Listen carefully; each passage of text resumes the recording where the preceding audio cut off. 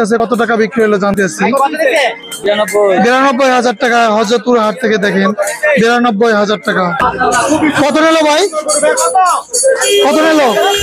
এই যে কত নিল দেখো, দিলে 1,67,000 টাকা। এই যে দেখছেন কত নিল ভাই, এটা কত নিল? 1,25,000 টাকা। এই গরুটা হযরতপুর হাটে বাইরে চলে যাচ্ছে। কত নিল? কত নিল? 1,40,000 টাকা। দুইটা গরু বিক্রি হয়ে গেল হযরতপুর হাট থেকে। কত বিক্রি হলো আমরা জানবো। এই যে দেখেন কত বিক্রি হলো, কত কত 70,000 টাকায়। এই যে একটা গরু চলে যাচ্ছে মাত্র 70,000 টাকা। 2,45,000 টাকা হযরতপুর হাট থেকে বিক্রি হয়ে গেল, চলে যাচ্ছে হযরতপুর হাট থেকে বাহিরে।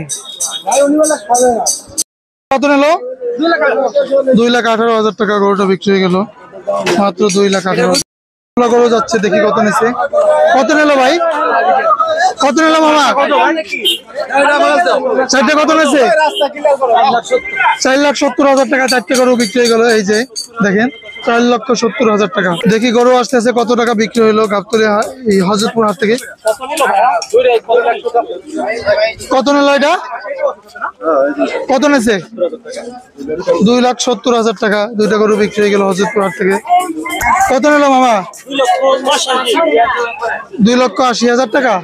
এই যে যাচ্ছে মহিষ আসতেছে, বিক্রি হয়েছে না ফেরত যাচ্ছে জানি না। ভাই কত নিল?